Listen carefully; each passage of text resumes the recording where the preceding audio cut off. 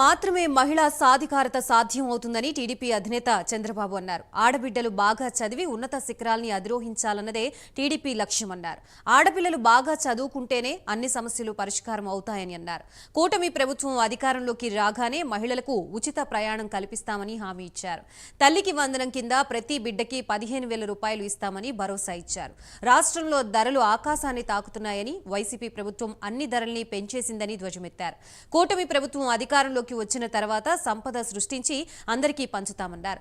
డ్వాక్రా మహిళల్ని ఆదుకునేందుకు కొత్త పథకాలు తీసుకొస్తామన్నారు. 10 లక్షల వరకు వడ్డీ లేని రుణాలు అందిస్తామని హామీ ఇచ్చారు.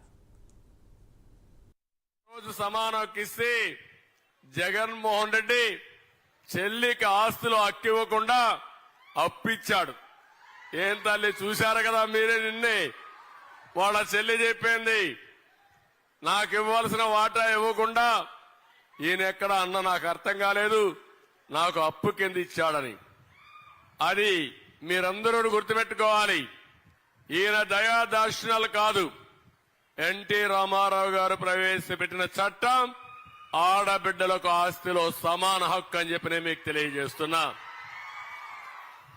ఆడబిడ్డలు బాగా చదువుకోవాలని మహిళా యూనివర్సిటీ పెట్టాడు. స్థానిక సంస్థల్లో మీరు చూస్తున్నారు, ఈరోజు మీ అందరూ చాలా మంది ఎంపీపీలు, జడ్పీటీసీలు, జిల్లా పరిషత్ చైర్మన్స్ అయ్యారు.